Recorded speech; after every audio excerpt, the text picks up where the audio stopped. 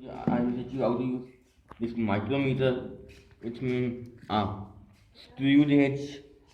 I will use screw gauge and this vernier caliper. These two things I will show you how to use. But this is a like a metal object. For example, of this wire. First, open this lock. It is a freely move. Wires adjust. First, this like there, and tight this nut. While are fully tight and joined. Zero, well, I mean screw gauge into this way tight and this lot, so any move, so any this move is no error jam. So this is seen in there little bit.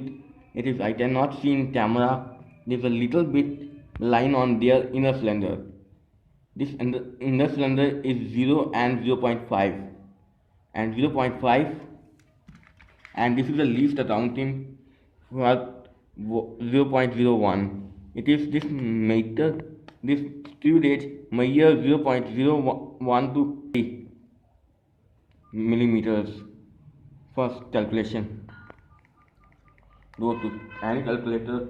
So I have used cell phone. This cell phone first is 0.5, 0 point, I mean point right there, 0.5 times this least count in 0.01, 0.01 equal, and this equal value is to outer cylinder plus with outer cylinder.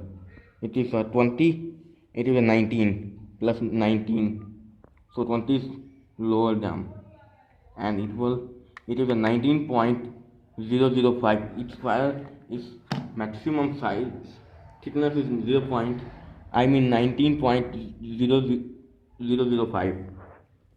Okay, now check is thick wire. Remove this wire and fully open this. First open this lock easily, open them fully open and take this yellow wire.